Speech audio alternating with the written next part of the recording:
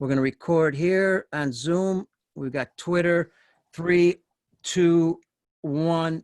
Hello, everybody. Pete Caliendo, Baseball Outside the Box. Hey, thanks for joining us this evening. We are in our Chicago studios, and we want to welcome everybody in the U.S. and around the world. Thanks for joining us again. This is going to be another fantastic show. Been waiting for this show for a while, and I'll tell you why, because this gentleman is all over the place. He has spoken at the Texas, Florida baseball ranches. Is very popular, specifically because it deals with, coaching and how to enhance your coaching ability. He's the professor at ASU, experimental psychologist, sports scientist, also training consultant, skill acquisition and motor learning researcher. And he's a host of a fantastic podcast, Perception and Action podcast. I've listened to it, and I was just telling him that sometimes I've got to listen to it a couple times, I think, because these guys are really, really good at what they do, and I think you're going to enjoy it. I know a lot of you guys already know Rob, but let me welcome Rob Gray. Rob, how you doing, Rob? I'm doing great, Pete. Thank you very much for having me on. It's a great pleasure.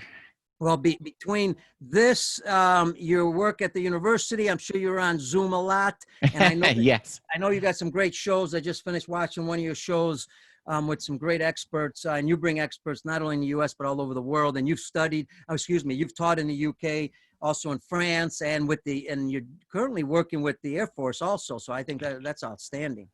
Yeah, thanks. Yeah, I've kind of been around. I've kind of dabbled with sports science is my main passion, but I've also kind of done performance research in other domains with like Air Force pilots and things on driving safety and things like that. Let me ask you, before we get into the heart of this, when you're talking about, all the work that you've done, but you have to apply it to coaching. I know you've had coaches on your shows. Mm-hmm. How difficult is that? Do you have to put yourself in the shoes of the coaches also, or is it all science-based? No, that's really it. I do. It's a real challenge. I really appreciate the interactions. I'm not a coach at all. I like I work with teams a lot as consultants, but most of what I do is coach education. Mm-hmm. I found the biggest asset I could help is make a coach look good instead of trying to do their job for them, because I'll never be able to do that well. I don't have the skills for it.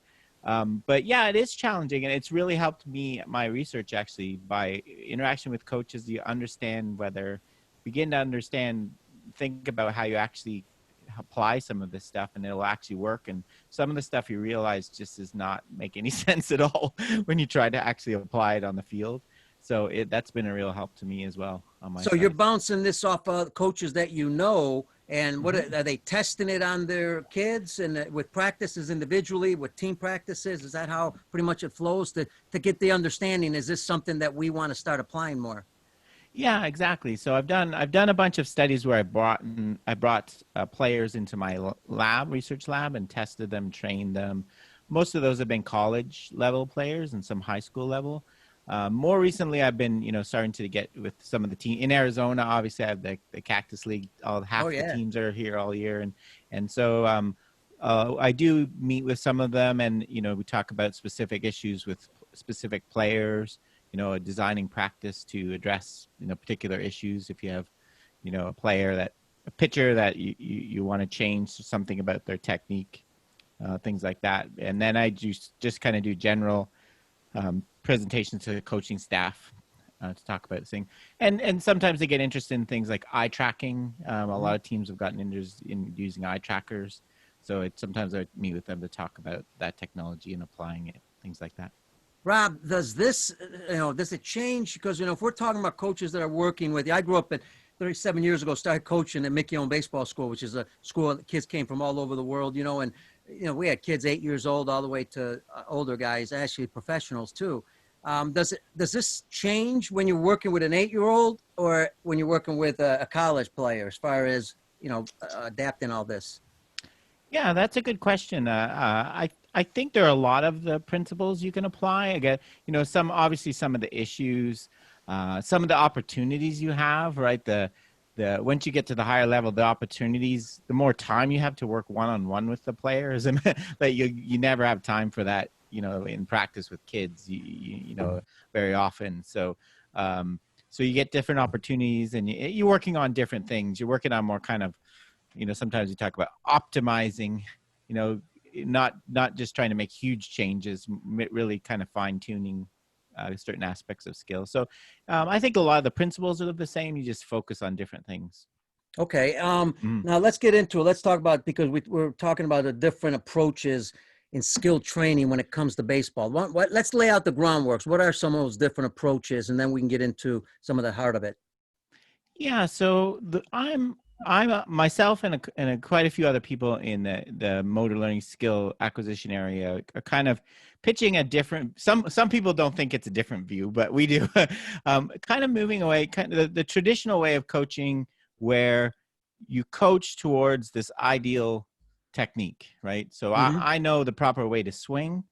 I'm going to coach by making you try to repeat it over and over and over again in a really stripped down environment. So hitting off a tee over and over again until you get the swing looking the way I want it. If you don't do it right, I'm going to correct it. I'm going to keep stepping in and say, no, you need to keep your hinge this way and do that. Moving. I grew up on that. Yeah. So, and there's place for some things like that, but moving towards a more environment where you let the athlete kind of find the technique that works best for them on their own. So you use a more, your coaches, sometimes we say changing the coach from an instructor, where I know the solution, here it is, to the coach as a designer. I'm going to create a practice environment to help you find what works for you. Doesn't mean I'm not going to step in and do stuff, but I'm just going to be a little flexible. Yeah. And on that, just because I think you bring up a very good point. It's the only reason I interrupted. No, go for it. Is because that's my question would be, there's that fine line, because of the fact that, yes, it's fun for the player to figure it out on their own. We set up the atmosphere for them, or the situation. And it's more, it's not as boring, let's put it that way. But then at the same time, a coach with some pretty good knowledge can kind of speed up that process. I use this example. You look at a lot of Latin players. I've been in Dominican Republic, Cuba, a lot of places where exactly what you're talking about, not Cuba as much, but Dominican Republic, Venezuela, where exactly what you're saying happens. Guys have to figure it out on their own. And a lot of times they're not laying anything out for them. These kids have to figure it out on their own from scratch. So where's that fine line where the coach now steps in and to speed up the process possibly? Yeah, so I think the coach, you just have to be kind of very selective about so you have to kind of have these key features, a small number of things that you're looking for. And then around that, let kind of the athlete do what they want, right? So when you see an athlete do something, your athlete do something you know is kind of lead to injury or not be effective, then you can kind of step in. And also the way you step in is kind of different. Instead of trying to correct it with a lot of, do this with your arm, do this with your elbow. One of the approaches we use, some of the people may have heard of, is called the constraints-led approach. So we add something to the practice to kind of push you away from that, what you're doing now, to sometimes we say destabilize it, so that what you're doing now doesn't work anymore. We want you to make you find something else. Yeah. Is that like putting a heavier object in your hand, or a longer bat, or something different? Exactly. Yeah. The example I always use in baseball, my favorite one, is the connection ball in pitching. So if a pitcher's arm's flying out too far while they're pitching, so if you just let a pitcher play around and then you go, whoa, their arms separating way too early as a coach, you want to step in and do something, right? That's going to lead to injury. And so a connection ball, if you make them hold like a kid's rubber ball between their forearm and a bicep, and you tell them pitch and make the connection ball go forward, right? So if they keep their arm in, that will happen, right? But you're not telling them how to do it, though. You're just adding that constraint, and you're letting them figure it out. And we never know, Rob, we never know when this constraint object, whatever it may be, it could work for one, not work for another. And also, we don't know the time reference when the actual arm's going to understand the right motion. Yeah. Does that make sense? Yeah, exactly. What you're doing, the connection ball, I really like, because you're giving the athlete feedback. The athlete can see it. Well, the ball went to the side that time. Oh, it went a bit more forward this time. Oh, maybe I'll. And so they kind of figure it out on their own. I think that's a good example. But Yeah, I think it's really important to emphasize. It's not saying the coach stands back and does nothing. It's a really it takes a lot of knowledge and be a really good coach to be able to do this, right? To know, stand back and know how. And then when an athlete doesn't respond to a constraint, like you said, it happens. Then you got to try something else. and so it's there's still a huge role for the coach in understanding the skill itself. Yeah. Yeah, and you have to do your homework and research and have plenty in your toolbox to be able to give to your players. So I think it makes it even fun, not just for the player, but also for the coach, because we're not just there. Because I remember giving private lessons 25 years ago, and what was it? I could almost put on a tape recorder and let the tape recorder do it because I was saying the same thing over and over again. Well, now I realize maybe, at that time, whatever we knew we did, and it worked okay, but now there's a better process to speed it up. Yeah, I think so. I think it can help. And the other thing we find, one of the areas I've done a research a lot on is pressure. Why people struggle under pressure. And one of the things that happens is people kind of get in their head and they start overthinking. I'm sure if you're coaches you've met some kid that shows up and they've got all this thinking going through. They're thinking about their technique way too much and trying to get them to. So getting people to think about their body when they move too much I think it's kind of dangerous, right? You don't want to be thinking about how your arm's moving, and you want to kind of let it flow. Your conscious part of your brain is not fast enough to keep up with your body. You want to kind of let it go on its own. Well, I certainly understand the pressure because preparing for this show, I was under pressure because, I'm looking at, and I've heard you talk, I've heard your podcast. Yeah. I mean, you bring, when you bring in top experts, yes, you're talking about some complicated issues and you try to make it as simple as possible. But sometimes, it just isn't simple. There is some complicated issues and you guys happen to debate some of them. And I guess I want to get to the pressure part, but I want to ask you this. Sure. I always said on the show, don't let the Japanese listen to Rob Gray or, some of the things we're talking about, because the Japanese for years and still pretty close, not much. I've done a lot of work there, but some of them have changed, are pretty much, cookie cutter teachers. I mean, they just do it over and over. When you tell a Japanese kid, here's how you hold the ball, he'll go for hours that way. So he never forgets how to hold it. When you tell him about ground balls, he does it over and over, over and over, over and over. Yet they've been pretty successful. And you guys have debated this, I think, on your show about two types of systems.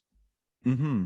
Yeah, that's an interesting question. And you do see that. You see that kind of prototypical Japanese pitching delivery, right? That a lot of people have. It's kind of a unique. And the hitting, everything, the fielding, and it's all, based on repetition.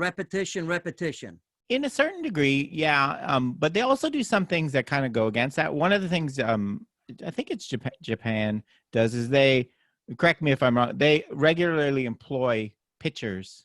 Oh, absolutely. Pitchers to throw batting practice. They were the first ones to do that. They throw not only batting practice, but different pitches and make it tough on the hitter. They're way ahead of us on that. So yeah, you're absolutely right. So at the same time, maybe they're doing this. They're adding a lot of that's the other side of the coin is is adding more variability to practice conditions, right? Having more realistic practice conditions. Like baseball is the classic for the traditional batting practices. I always say it's like in tennis if Roger Federer warmed up against a 10-year-old. Right, for Wimbledon, right. The speed is so different than what you're going to face. So, so they've been good on that side of things. I don't know. It is really debated on to what extent. And the thing about this is we're not saying one works and one doesn't. It's more about kind of relative. Because a lot of things will work. Well, human beings are made to learn and get better. Almost, the classic placebo effect. Yes. You do nothing, people will get better on their figure own. It out. Much. Yeah. So if I'm just starting, see if this makes sense. I'm just starting. Of course, I want to work on the fundamentals and the repetition a little bit. And then as I get comfortable, I think that's what the Japanese are thinking. As you get comfortable and get pretty good at it, now you've got to include variability because that's what really happens in the actual game. If you don't add that variability, then it's hard to adjust. And then you talk about the pressure aspect, kind of add all that together. Yeah, exactly. So that's kind of one way to go about it. Is kind of the middle ground is kind of to me it's you're teaching adjustability, right? So you want to teach this basic technique and then teach the athlete to be able to adjust it, right? And one way that I've seen a lot of people do this, and now in batting practice, for example, is you use different tee locations and tee heights. Mm-hmm. So you're adding a little bit of variability. It's still not as much as you're going to get in a real pitch, but you're trying to make the batter. You want them to have this basic core technique and be able to adjust it to different pitches, different trying to hit the opposite way if you want to go that far. But so that's kind of one way. That's maybe the way that they're doing it. The way that kind of a lot of other people are opposing are kind of skipping that skill, the repetition stage altogether, and going more. So I say it's adaptability instead of adjustability. So you're teaching the batter to be able to just generate different movements for right from the start, right? And different movement patterns. It's a big leap for coaches that are used to doing the kind of the drill. Yes. So I recognize that it's a big leap, but it's I think the variability. But it's interesting. I'll tell you why. And folks, I just want to remind you that, remember on the show, I love for our people listening to ask the questions because I want your questions answered, not particularly mine. So don't forget on Twitter, Facebook, and also on Zoom, just type in the question. If you want to come in live on Zoom and ask directly to Rob, just let me know on mic and that'd be no problem. Let me ask you this. I'm remembering when I'm working with real young kids, I used to say we don't give them enough credit, meaning they can do a lot of things in a lot of different ways. You don't have to teach them one step at a time. I realized that after a certain point, rolling ground balls to the right and left, or mixing it up, trying to fake them, trying to let them make decisions. So that's what you're saying is we don't have to get right to the fundamental only. We can actually teach the fundamental in different ways. Yeah, and I saw the question pop up there. Why not teach the fundamentals? Oh, you're faster than me. Go ahead. So what I'll say is, so I'm kind of going to talk about the whole range. So you go where Perfect. I believe that things are way over here. Perfect. So my belief is there are no fundamentals. We move differently every way. And the best example I can give is, who taught you the fundamentals of how to run? Was your dad out on the driveway with you saying your leg needs to be here? You need to put. No, you figured it out on your own. Yeah, no one taught you the fundamentals of the technique. But we think in every other skill, we kind of have a golf. You have to have your knees like this, and right. I think there's a few key things you want to avoid, right? Like I said, with the arm example, flying out. But other than that, I think we don't give enough room for individuality and letting people, explore different movement solutions. But as I said, that's way over here. That's really my strong belief, and but just that's so kind of one question, theory. Let me ask you to that question. If we start off with a 7-year-old, 8-year-old, and they're just getting started, there's nothing wrong with teaching some basic fundamentals, but then also mixing it up.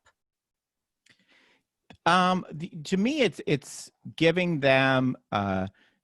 So what I would rather do is kind of scale down the task and make it a bit easier for them, and then just let them still kind of, the term we use in this area is self-organize, right? So figure out how to do the task, and you step in where if you see things. But like I said, I don't believe in, okay, when you're hitting, you need to keep your elbow in. When you're hitting, you need to keep your back knee, teaching things like that. I don't personally believe that. I know a lot of other people do, and it's been done for a long time. But I don't think there is a proper way to swing. There's a proper outcome you want, but there's lots of different ways to achieve that. As I said, that's kind of the one extreme view. That's good. No, I learning. like that. Yeah. No, and I certainly understand it because you're trying to let the body utilize itself and get the feel for how to do it on its own. And then you can be there to apply certain things, like you said, either constraints or it could be objects, right? That maybe they're trying to hit a certain object out in the field where they're not worried about their swing because, as you said, mentally that damages everything when you're thinking about your swing and then you're trying to hit a ball and another object. Yeah, and Another way, there is still also room.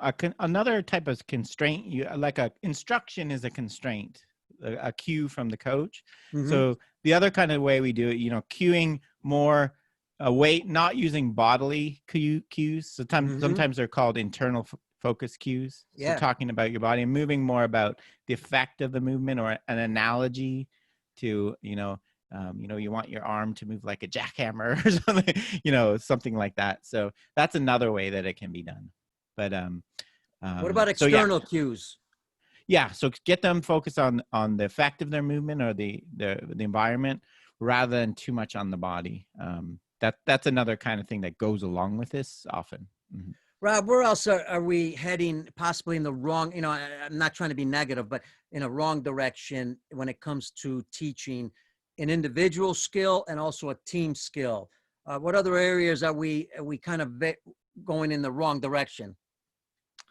How do you mean? Like, well, that we have to be careful that we may be thinking we're teaching the right thing, but yet it's not the right thing.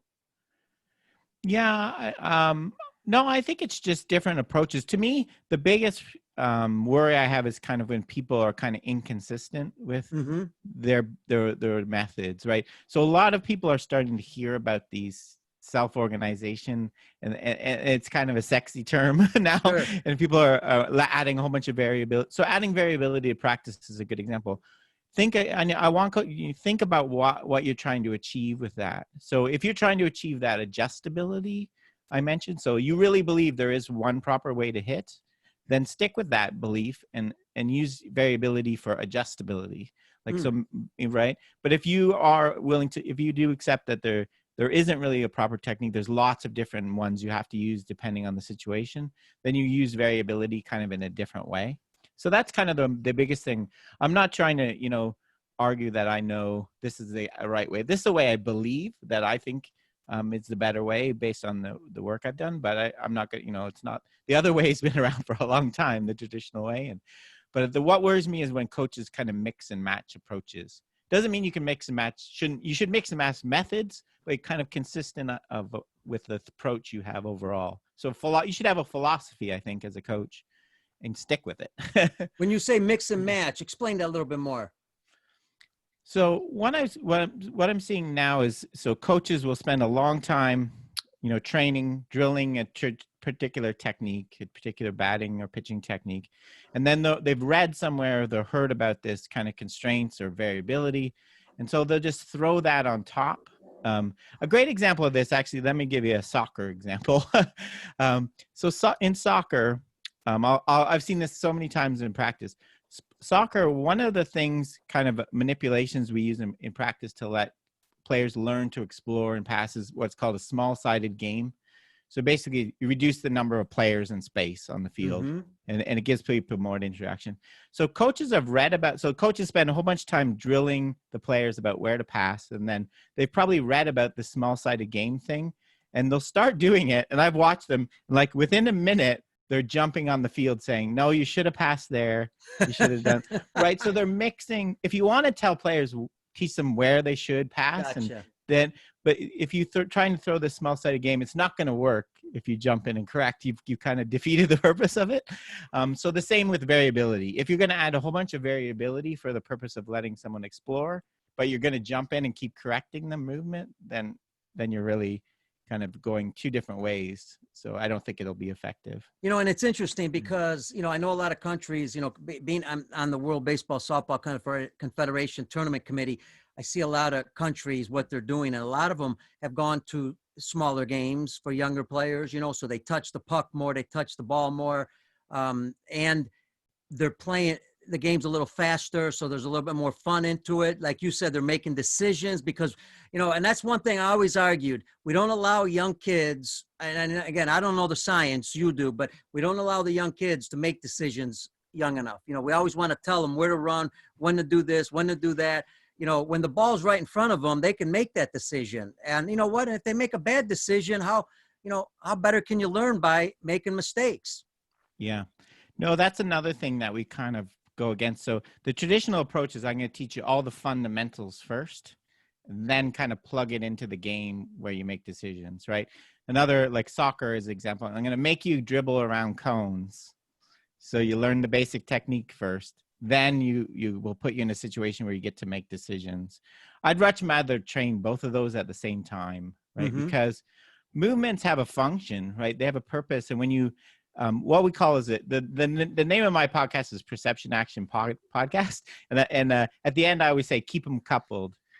Because what we want to try to do is keep perception and action linked all the time. Because actions are driven by perceptions, vice versa, right? So a swing is caused by the ball flight. So when you take away the ball flight, like on a tee, you're going to learn different movements, and it really kind of limits what you can achieve with that. So I think that's an important point. That decision, picking up information to control your action is really key.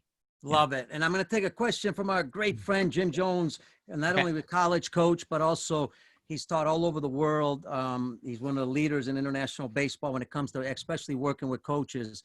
And he says, we're really familiar with the Bernstein principle that the body will organize itself in accordance with the overall goal of activity. However, does that guarantee that the results will be the most effective or efficient? Okay. Great gold star for mentioning Bernstein. Yeah. So those that don't know, Nikolai Bernstein was a Russian physiologist who he came up with this term we like to use called repetition without repetition. So in order to repeat an outcome like barreling a ball or hitting your target and pitching, you can't do it by repeating the movement, because it's going to be different every time. That's his basic idea. We don't know whether self-organization leads to a better, the assumption is going to lead to a better solution for the individual than the one that's a coach comes up with and gives to the same one to every person. That's the assumption. And there's research now I'm doing some trying to directly compare the methods. But one of the things that's going to happen is this is like what I said, where the coach has going to step in. People are going to self-organize to something that might not be the most efficient or the most effective. People are really lazy learners in general. So if you it's really, a lot of it's with the practice design. Like another example I like to give in baseball is hitting off a pitching machine. Mm-hmm. So if you hit off a pitching machine with the setting always the same, you can be a really lazy learner and basically learn to time your swing by even the sound of the pitching machine or how far the ball comes out. When the ball gets to a certain distance away, you can start your swing. So you can learn the solution, you can self-organize to the solution, but as soon as you're in a game where pitch speeds are varying, that's not going to work anymore. So people will kind of settle in these solutions that if you let them self-organize, that's why, self-organization, the goal is for the long run, right? The goal is for the future. It's to learn. So a lot of it is going to involve pretty messy looking performance in practice, right? They're going to be flailing around trying to find something that might not look good and might be ineffective. That's why another really critical aspect of using all this as a coach is creating an environment where athletes don't have to look good all the time, right? Where you say, it's okay I want you to try this. I want you to try throwing with a silly ball on your arm or use a different weight. And you might fail for a while. That's okay. Because failing's where learning occurs, right? Mm-hmm. If you do everything perfect, you don't learn anything. I think back to the first person's point, the question, there's no way you are going to get a lot of inefficient solutions and things, but you have to step in. The idea though, is a person's going to find one that's the best fit for them.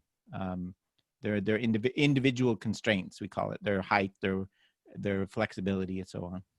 Yeah. I learned it, I guess, I didn't even realize this. I learned it when I was giving lessons to young kids a long time ago. I used to, let's say you're tossing the ball underhand in those days, in front from the front side. We used to throw it straight and decent speed, and then they could hit it, because they knew the speed because we threw it the same way all the time. Then all of a sudden I slowed it down. That's when they struggled. Then I started figuring out, well, then why don't I just mix it up and let them figure it out, because it'll be a lot more fun for them. I mean, again, without having any science, I just realized why not change it up, because variability is pretty good for young kids too. Exactly. Yeah. Well, variability kind of makes you learn a solution that's going to be more adaptable, right? It's going to work in a broader range of conditions. Like in golf, if you only practice on a flat ground, how are you supposed to know how to hit a golf shot when you have a downhill lie, right? Mm-hmm. Why would you know how to do that if you never experienced that in practice, right? You're just going to have to, you're probably going to do a terrible job of it. You're going to have to have that happen to you a few times. So yeah, I think if you do, so variability, whichever way you use it, is a low hanging fruit, I think, in Yes. baseball training. Yeah. Rob, what's the best, what's the sport that's more advanced than any other sport when it comes to this type of concepts? Um, that's a good question. I'm just curious. Actually, well, baseball is really one of the better sports right now for people like you, all of you, being willing to kind of listen to sports science and interested in taking all this information in. It's wonderful. They're so open, compared to like football, where if you didn't play, less. There's less kind of interest in that science side of things. But I think soccer for a while has had a lot of this. Some of the track and field kind of a bit. It kind of varies. There's a lot of traditional way of doing things too. But Mm. as I said, a lot of the teams. So most of the teams I visited around the valley and stuff you could see things starting to change. They're at various levels of where they are in this, but a lot of people are starting to adopt a lot of these kind of things. I wanted to, because I'm going to get to a question because I noticed it's something that was on my notes, particularly because Brett Strom's a pitching coach for the Houston Astros, and he's a brilliant person, and he just a great person too, a good friend of ours. He says, have you been you've been talking about self-organized physical movement. Does the same principle apply to the game time strategy, such as a college coach is calling pitches? Because if college coaches don't call pitches and things go wrong, they get fired. Where if I'm a youth coach, I can let the kids do it. It's not the end of the world. But the college level, they're taking more control at the college level. That makes sense? Yeah. So you're talking about an athlete learning kind of like a pitcher learning when to throw their own Certain pitches and and certain calling their pitch. counts. Yeah, I would think the same principle would apply. Like you would learn. It's very difficult, and you're right, in traditional baseball, the way it's taught, and it's a lot of a load to put on the pitcher to try to learn. This kind of tactical, but you can. So, for example, in soccer and things too, you teach tactical things in the same way, kind of strategical. When to drive to the net, when to pass. We can teach it in the same way. So I think in principle we could, but I can see the difficulty, as you say, getting a pitcher to try to do all of this at once would be really demanding. Yeah. Again, but let me ask you this, and I'm going to have, if Brent needs to add to that, because I may have just, destroyed his whole question. But if you take it at a younger level and you start them younger at making those decisions, and again, I'm just using common sense. When I get to high school, I'm going to be a little bit better at it. If I'm allowed to do it there a little bit more, I'm going to get even better. By the time I get to college, I'm a little bit more prepared. And maybe that college coach doesn't have to address or give the signs as much or make the decisions as much. I mean, that's just, I'm thinking that off the top of my head. Yeah, I think so. Another term you might hear science in term is affordance. So people perceive these affordance as opportunities to action. So you learn when to use certain things and how if you're given an opportunity. So I think that's kind of what we would see if you gave people the chance. And you would think in the long run it would be better because a pitcher knows themselves. They know where they're at that moment that the coach doesn't, right? They know what they're feeling, what their pitches are. I guess, the coach and the back catcher are trying to know whether they have a good curveball today. They do have some of that information, but not as well as a pitcher would know. They've got some research on the hitters and understanding of the hitters. There's a fine line there. That's the other thing. Mm-hmm. What about the other thing? Go ahead. Mm-hmm. Go ahead. You go. Yeah, that's the other thing, that a lot of this is kind of external information that you'd have to keep it all in your head and kind of process it. Might be a bit demanding. So it might be a when you get, combination of both in some ways. both. Yeah. What about team strategy? Let's say I'm trying to teach. This is interesting because I've debated this a little bit. I got my team, and we're going to go over bunt situations, right? Man on first, bunt, what everybody does in the field. According to what you're talking about, what's the best system, how to start? And I realize we could be talking about 10-year-olds, high school kids, college kids. So you have to take that in consideration. But where do you start? Where's the best way to start? And I'll give you an example of a good friend of mine in hockey, NHL hockey. He won't draw things up on the board. He thinks it's a waste of time, and I agree with him. But go ahead. I'm going to let you go. Yeah, I'm kind of the same. That limit, that kind of technical instruction about you go here, and so yeah, I prefer to do it on the field and let kind of some basic let people figure out where they should go and when. The big thing again I see there is the variability. I see a lot of teams. When I walk around the training, I call it they're doing a dance recital, right? They're doing bunt drills where everybody knows exactly where the ball's going and what's going to happen. Right. So it looks amazing. They look super efficient. Like, as I said, they've rehearsed this, but that's not how you learn. That's not how you get better. Right. You have to have unpredictability, where the ball is going to go, and variability. Put it right between two players, have them who covers the bag, who goes for the ball kind of decisions. So I think, you do need to give them the basic rule, like ideas. Maybe a whiteboard's good for that. Like, you have to cover this bag when this person goes for the ball. But I think you're going to really learn all the how to do it in the real situation, right? And I think you could isolate. You don't obviously don't have to use the whole field. You could isolate just the half the field kind of drills and stuff. Yeah. We also have to take into account that individuals learn different ways too. Like me, I'm not going to learn visually by watching a board.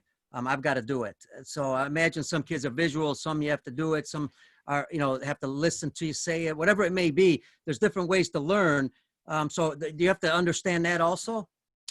Yeah, that's a really good question. We've kind of backed off a bit on that, the learning styles idea. It's kind of been debunked a little bit. That individuals have really different learning styles. It's more of a preference thing. So it's still there a little bit. But I think it's really good to teach in lots of multimodal teaching, lots of different ways. Some, some verbal, some demonstration. Demonstrations are really good, we call it observational learning. So if I can watch you do something, it's a really effective way to teach. Instead of you telling me how to do it, just I get to observe and take from it. I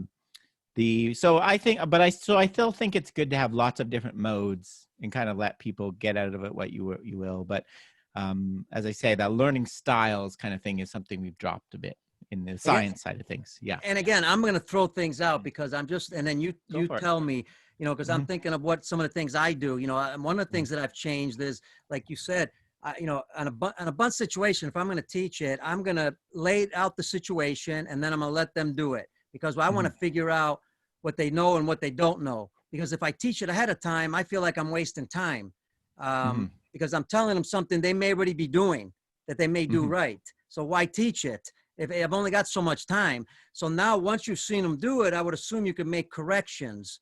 I mean, am I going in the right direction, and can I add to that?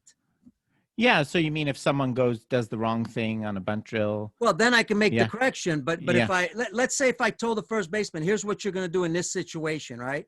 I spent time doing that. I tell the second baseman, I spent time doing that. The shortstop, I'm explaining all this, right? Or I'm showing it. Well, why not just do it first and then figure out who did it wrong and then make the adjustment? Because you might only have one person doing it wrong. Yeah, I think so. I think that's a good way. I think you can also give people goals. Like, so, I want you to charge on this one. I want you to be really aggressive on this one. So that's totally okay. You're just not telling them exactly how to move and do it. Right. Right. But you're right. Yeah. I think people need to know the basic rules and the basic things. But beyond that, yeah, you're right. Probably just let it go and see what happens and then try to push it around as you see. fit. Rob, how do you add the pressure? What's your suggestion there when you say, because, I want to go back to that because you mentioned pressure. That's one of the most difficult things. That I guarantee you that's where I failed. I was that mechanical guy who I remember Ernie Banks, you got a great swing. Yeah, well, that's great, but I hit 200. So because I couldn't deal with the pressure, I think. Yeah, no, it is really, it is very variable. Like some people handle it fine and other people really struggle. And what I found works best is, so I've done in research, I've done lots of studies. What I found is most people want to try to do like competitive pressure, like in a game, the game's on the line. So you could put, tell your team, whoever, if you get a hit, the next person to get a hit wins whatever. I find that that kind of pressure doesn't really work well in practice. Because there's no way we can get it up to the level of the real game in practice. There's just no way we can turn it up to that high. What I find works better in my studies and in practice too is kind of social pressure. So making you on a team and saying, as a team, if you get this many hits, so where people you're kind of counting on, you group players together in batting practice and say, whoever the group of 3 that gets the most hits wins. And so they kind of have pressure to live up to their team. Another one that I've used before is making people, if you don't succeed, you have to give a speech at the end of practice in front of the team about some topic, which amazingly people hate doing that. So it kind of gives and then the third one is if you have kind of a series of drills, sometimes we call it the win, move, lose, stay. So if you don't succeed, you have to stay and keep doing this drill. If you're successful, you can move to the next one, the next activity. So those kind of things. But yeah, I think pressure it's really good if you can add a little bit in there. And it does actually, there's tons of research showing it actually helps learning. It doesn't just kind of insulate you against pressure. It actually helps you learn faster, adding a little pressure to things if you do it in the right way. When you're organizing a practice for a team, what are some of the key components to add in there? Now, we talked about, variability. We talked about, different things that you just mentioned. But then I know you've also talked on neuroscience, so now we're talking about vision. We're talking about the brain. But what do I add in practice, I guess, to complete the package so that way my guys get a little bit better come game time? Yeah, so I think the first place to start is for me is ask yourself, what is the purpose of this practice session or this activity? I don't think we do that enough. Amazing. And one of the things I've been talking about a bit on the podcast, I think we should be periodizing skill training just like we do weightlifting, because you can't push people with high variability and complexity and stuff all the time. It's way too demanding, and you don't really want to be doing that really close to a game or something. You don't want people to be messing around with a whole bunch of things. So I think you want to think, is this a skill development drill? Then maybe I want a lot of that variability and stuff. Or is this a drill close to a game, activity close to a game where I just want to get people confident and feeling good? And then probably I want maybe some low variability kind of thing. So that's kind of the first place I would start, what we're thinking. And then, what kind of aspect of the skill am I working on? Pitch recognition, a certain aspect of hitting, and then kind of focus the practice activity along there. So really being, what's it for? So a lot of the times when I work with teams, I just sit there and keep asking why over all the time. Sure. Why are you doing this? And also making it, thinking about another term we use is representativeness. How does this represent? I talked to a team once, a basketball team that had a shooter that they wanted to change their technique. And I kept asking why. And they said, because when they got fatigued in the fourth quarter, they would start missing shots. They would kind of lose their balance. And so I said, when do you practice with them? When do you practice shooting? At the start of practice. So not when they're tired. Not when they're tired. Yeah, right. So you want to try to, if it's something to do with fatigue, get them fatigued first. If it's something to do with, noise, add noise, or whatever kind of thing you can think of. Yeah. All right, I'm going to take another question. I love the questions, everybody. Bring them on. Facebook, Twitter, Zoom. This is a great time to ask your question. Okay, young pitcher, say 16 years old, throws 94 miles an hour, potential draft. Your opinion of arm action is possible is possible and injurious. He has gotten to this point. He has gotten to this point. Sorry, he's my fault. It just jumped on me. I apologize. He's gotten to this point, self-organizing with limited instruction. How do you nudge him toward that would be better for him in the long run? So he's gotten there on his own so far. How do you nudge him? Yeah, so that's a really challenging problem. I would say, first, make sure that, and I'm sure this person does, make sure it's really something you think needs to be changed, not just kind of idiosyncrasy. Yeah, it's a really challenging problem. I think you need to, just telling them to change is probably not, I'm sure the experience is not effective.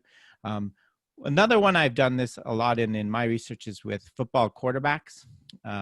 So I call it the Tim Tebow problem. So in college, in high school, they're really effective, but they hold the ball too low. So when they get when players, defense are faster, they don't have enough time and they get fumbled more. So trying to get them to hold the ball up higher, a technical change. It's really challenging, but yeah, I think to me that's the constraints. If you can think of some sort of constraint that whatever they're doing is not going to make it not work. So you're trying to destabilize some way. So it really depends on exactly what it is. So I've done things like, another way you can do it is you can, we call it amplifying the error. So if there's some way you can make kind of exaggerate, obviously in pitching, you have to be careful because you can injure, but I've done things where I've had pitchers that land slightly off balance. They don't really land square on the foot. So what I have them do is pitch in sand. So it makes it even worse. And they kind of get to feel it. And so what they're doing kind of doesn't work as well anymore.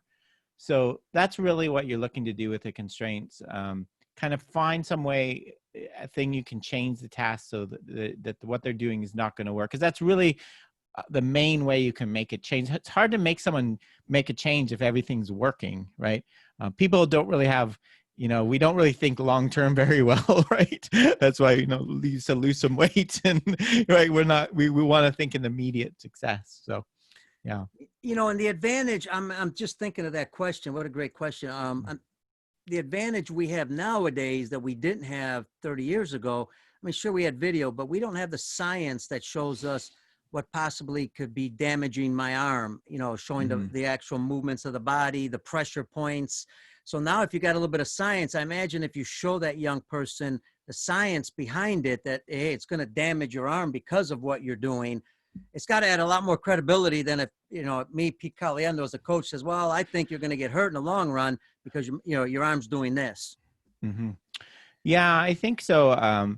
It's hard because there's not the number of studies that actually show you this will end up in injury is actually pretty small. It's harder to do than we think. But I think giving feedback and the other one is that, if you tell a person, I want you to change this, and then you can show them on video or something.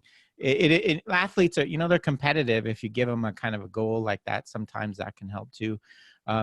With pitch, it doesn't sound like it is this in this case because he's throwing so hard. But a lot of times, pitchers with kind of the separation problem things, they could actually throw harder if they change too as well, because kind of they're breaking the kinetic link when they're throwing if they separate too early. So you could actually convince them that you'd actually improve your performance too. It's not just for injury, but this case, it doesn't sound, because if he's throwing that hard already. And I'm assuming the hard ones are when they, when they're so successful, they're at the top of the peak, they're less likely to listen sometimes, but hopefully we get through to that young man. Yeah. But that technical change is a really difficult challenge. It's one of the hardest things to do. If you have someone that's succeeding. And going back to the pressure, one of the things you find if you kind of coach it the traditional way and instruct it away, as soon as they get in a game situation, they snap back to the old technique anyway, because it's still there. So getting them to find something that works better. I know that's just a phrase, but it really depends on what it is, and that's kind of what I would do. Yeah. I want to get to Jim Jones's question, another very good one. He's going to throw me a curveball with a name, but I'll figure it out. Here, first of all, the 10,000 rule, do we just throw that out the window pretty much? Yeah, Erickson, the deliberate practice. Yeah. Yeah, that's kind of it's a kind of a very simplification of You still got people yeah. debating you on it? Not really. No. We're talking about we're still talking about kind of that deliberate practice Okay. idea, but I think the general principle is still useful. I think you need a lot of practice, like I said, where it's purposeful, focusing on getting better, not just doing the things you're good at already over and over again. Mm-hmm. The really great athletes are going to have a lot of that. There's no magic number of it, but you do need to accumulate a certain amount of purposeful deliberate practice designed to get better, where you're going to Sure. fail a certain amount of time. Yeah. And I think we've heard it said before, practice the things you're not good at, because you got to get better at those too. Yeah. All right, Carol, this is the book from Carol Dweck, Fixed and Growth Mindsets. We know a growth mindset is the best. Yeah, is best. However, players won't get it just because you tell them they need to have growth mindset. What are some effective coaching teaching techniques to help players to develop that mindset? Yeah, that's a good question. I think just challenging. I think creating these challenges, setting this environment, like I said, where it's okay to fail. And it's, baseball is hard, right? Because every player probably thinks there's a scout sitting up in the stands in practice all the time. So they're worried about not looking good. So having that kind of changing that environment, I think is really challenging people at the right level. The number I say is around, you want people to succeed around 70 to 80% of the time, and fail the rest of the time. If you do too much failure, people get demotivated and frustrated. So I think that's it. I think a lot of the stuff you mentioned with the technology, where you can give people process feedback and kind of these metrics to improve. I think, harness kind of the inherent competitiveness of athletes that almost gamifying like a video game. I think that can work with some people. And but yeah, I think that's a really great question. It really is. And I'm sure, as everyone knows, people differ so much in their motivations and why they do things. And that's a bit outside of what I do. But it is really an important thing as well. And the difficult part, I guess, of the sport is that, don't forget, I mean, you fail a lot at the sport, even though you're pretty good. Right. Yeah, I mean, if you're successful in baseball, you're failing at a 70% rate when you're hitting just alone, not necessarily all the other positions. But what about the concept of, that you've heard a lot of coaches teach, when you're on defense, all you have to do is think about what you're going to do. So if the ball's hit to my right, I do this. If the ball's hit to my left, I do that. If I, ahead of time. I always just thought to myself, really, does that really work? Because does the brain work that fast? I mean, can I remember all that? Or does that come from practice? Yeah, kind of imagery, kind of research and things.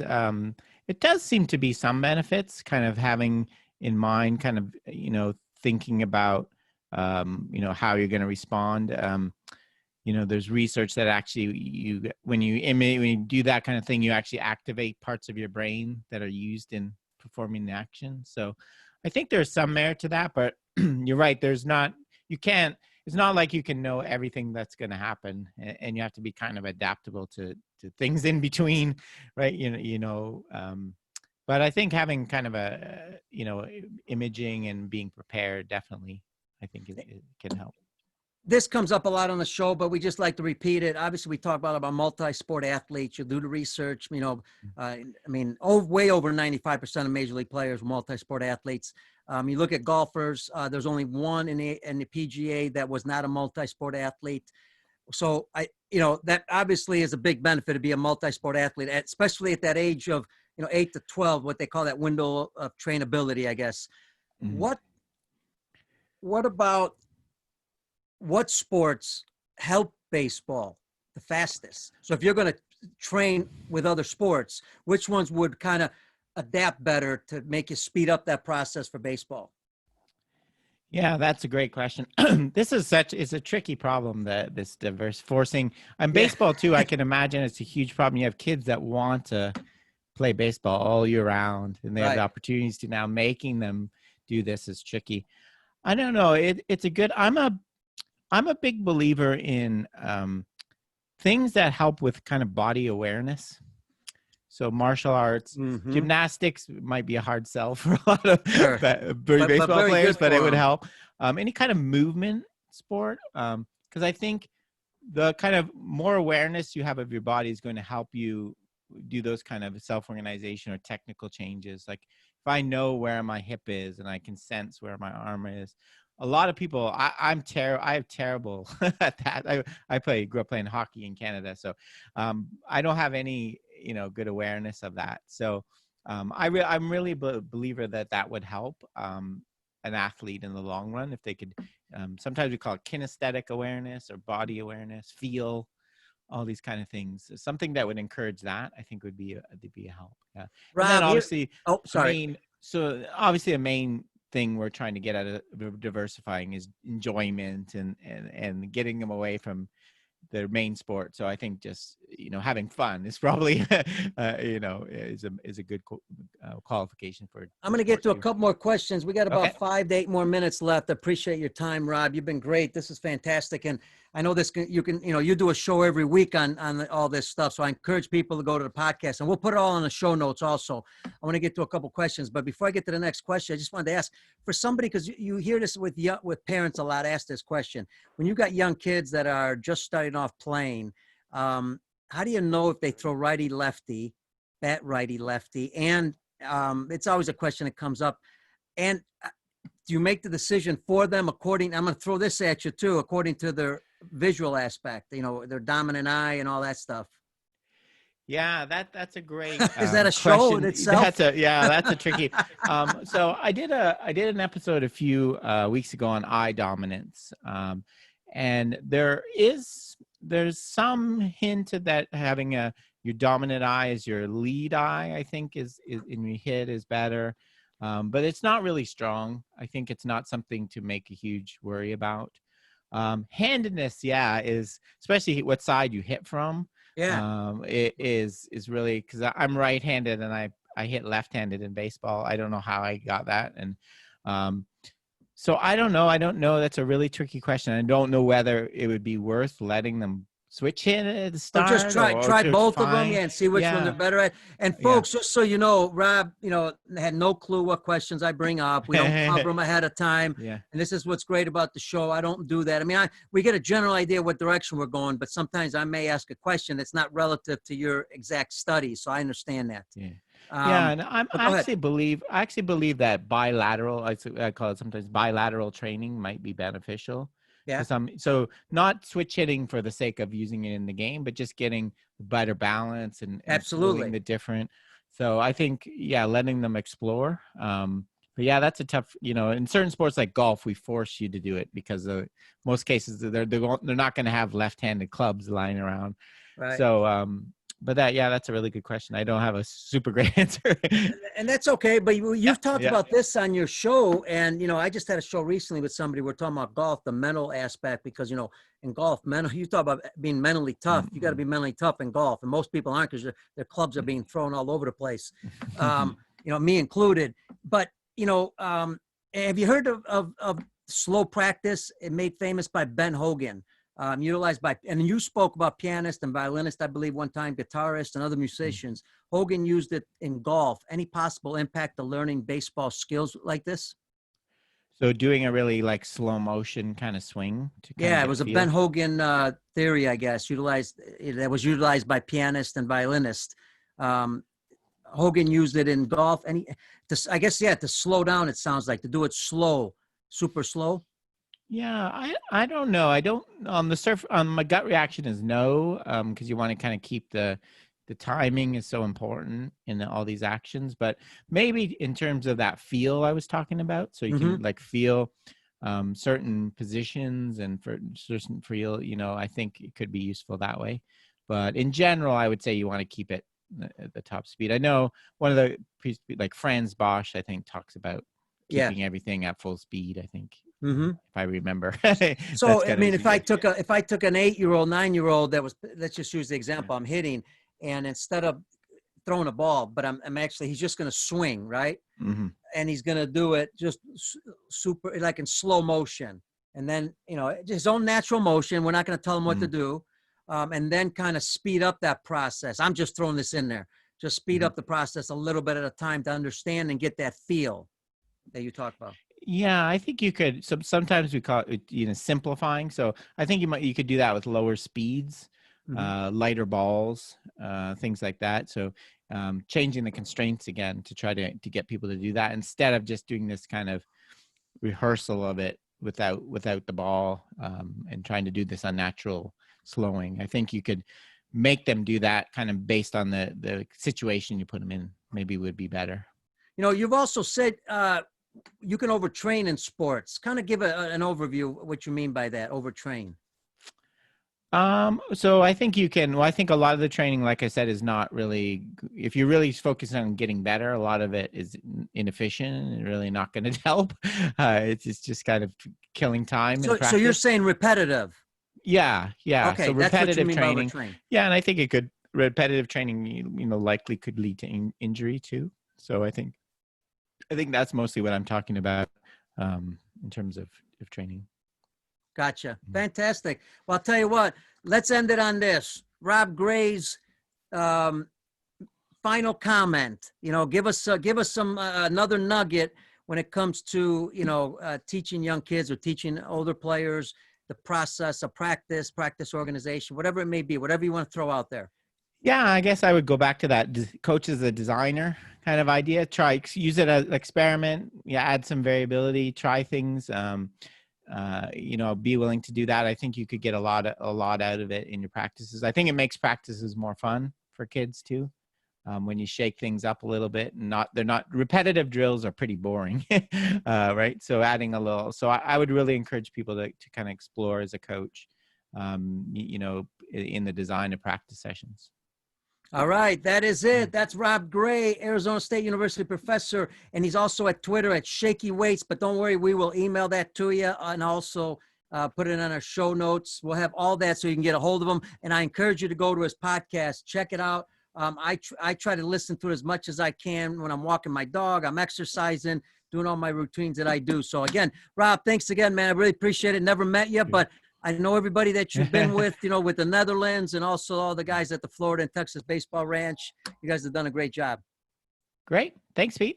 All right, folks. Rob Gray, Pete Caliendo here. Special thanks to Brian Crocker, producer with the Lineup Media Group. And also special thanks to everybody in the U.S. and around the world joining us, not only on Zoom, but all over social media. Special thanks to Brent Strom and also Jim Jones for their questions. Felipe, I'll get to yours and get back to you. All right, folks, this is Pete Caliendo, Baseball Outside the Box, the show that loves to interview baseball's best coaching minds who love to challenge the status quo. God bless you. Stay safe. And we'll see you on the field. Thank you to all our listeners. We'll see you on Monday's show. Cheers. Hang on one second. Oh, you.